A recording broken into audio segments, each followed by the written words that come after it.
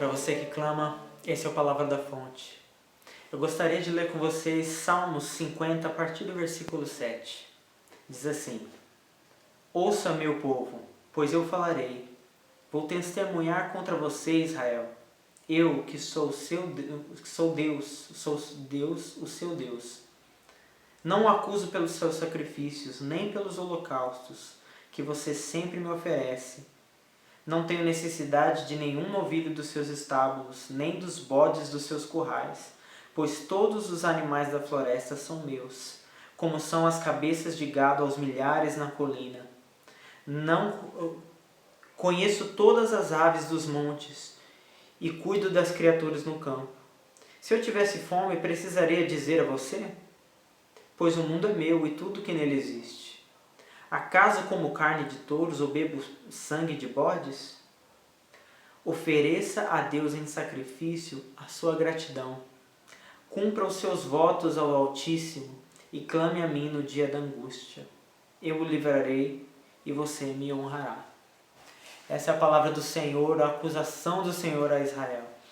E é interessante que o que Deus fala aqui nesse texto é muito voltado para a maneira como Israel servia ao Senhor em culto, né? Como Israel cultuava ao Senhor.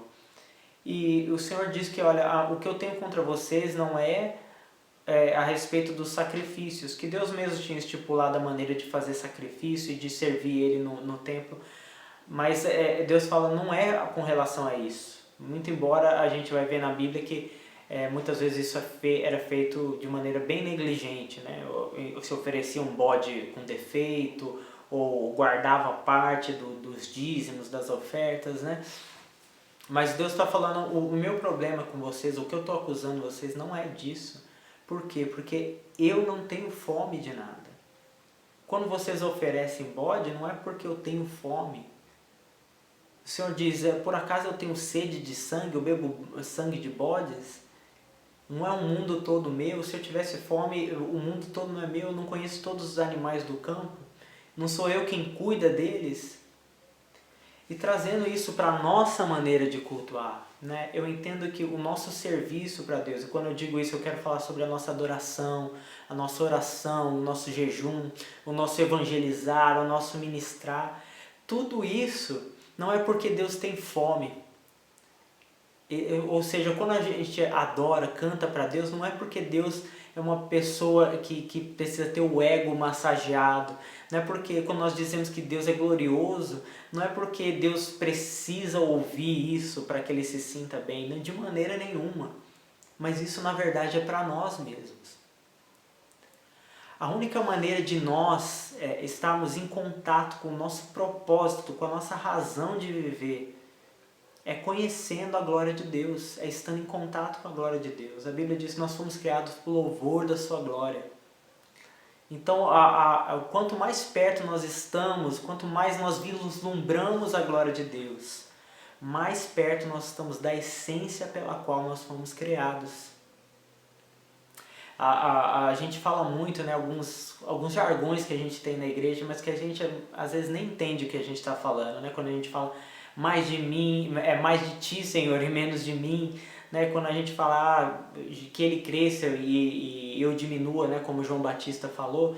Mas a Bíblia, quando fala sobre essas coisas, está falando a respeito do nosso orgulho, do nosso ministério, né? Que do Senhor cresça no nosso, que a glória seja do Senhor e não a nós. Né? Mas isso não se relaciona com a nossa personalidade, com quem nós somos, com quem nós fomos criados para ser. Pelo contrário, o desejo do Senhor é que nós venhamos a descobrir cada dia mais quem nós somos nele. E isso só é feito quando nós o adoramos e temos contato com a sua glória. Por isso o Senhor diz, isso não é para mim. Não é para mim que você faz isso. É para você mesmo. É para que você entenda. É para que você esteja mais perto. E esse texto ainda diz que existem alguns resultados de uma adoração feita com essa consciência de que nós estamos lá para ver a glória de Deus, para entender quem o Senhor é e entrar em contato com aquilo que Ele nos criou para ser. O Senhor diz no versículo 14, ofereça a Deus em sacrifício a sua gratidão. É a primeira coisa que Deus fala. A ingratidão, o oposto da gratidão, no meu entendimento, é a raiz de muitos, se não todos os pecados. Um homem só trai a sua esposa porque ele não é grato pela mulher que Deus lhe deu. A cobiça só vem a partir do momento que nós achamos que Deus não está fazendo um bom trabalho em suprir para a nossa família. Nós estamos sendo ingratos pelo Senhor que nos supre. E muitas outras coisas vêm de fruto de ingratidão, porque nós não reconhecemos a bondade de Deus na nossa vida. E nós só reconhecemos isso quando nós entramos em contato com Ele. Quando nós adoramos o Senhor e nós vemos que Ele é bom, Ele tem sido bom na nossa vida. Então o Senhor fala, ofereça gratidão nos seus cultos. Não bodes, ofereça gratidão. Entenda o que você está fazendo quando me adora. A segunda coisa que Deus fala no versículo 14 é cumpra os seus votos para com o Altíssimo.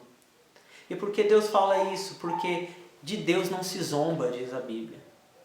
E Deus, Ele é fiel à sua palavra.